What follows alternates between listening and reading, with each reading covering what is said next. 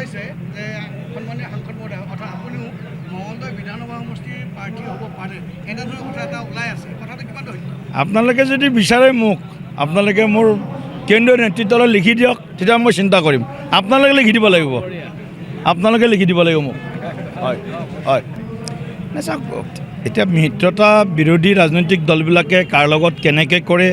সেইটো তেওঁলোকৰ বিষয় সেই বিষয়টোত আমাৰ বহুত বেছি মূৰ ঘমাবলগীয়া বিষয় নহয় আমাৰ গতিকে তেওঁলোকে যেনেকৈ ভাবে কিন্তু তেওঁলোকে যিটো মই দেখিছোঁ পৰিৱেশটো এইটো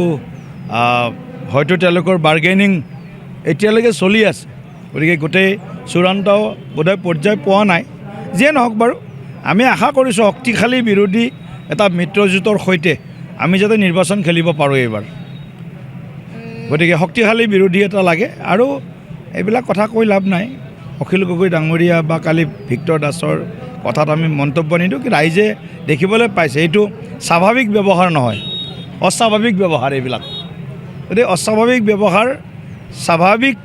পৰিৱেশত নাহে নিশ্চয় অস্বাভাৱিক পৰিৱেশ এটাৰ তেওঁলোক হয়তো আগত সন্মুখীন হৈছে বা অস্বাভাৱিক পৰিৱেশ এটাতে আহিছে নহ'লে এনেকুৱা ধৰণে মানে যিটো তেওঁলোকৰ এটা কওঁ যে তেওঁলোকৰ বডি লেংগুৱেজ যিটো এই বডি লেংগুৱেজটো মই ভাবোঁ যে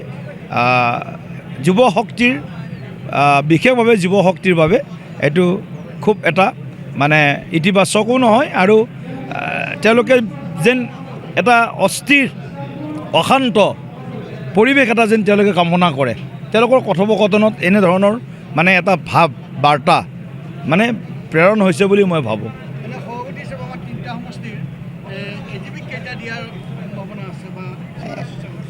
তিনিওটা সমষ্টিত এন ডি এ খেলিম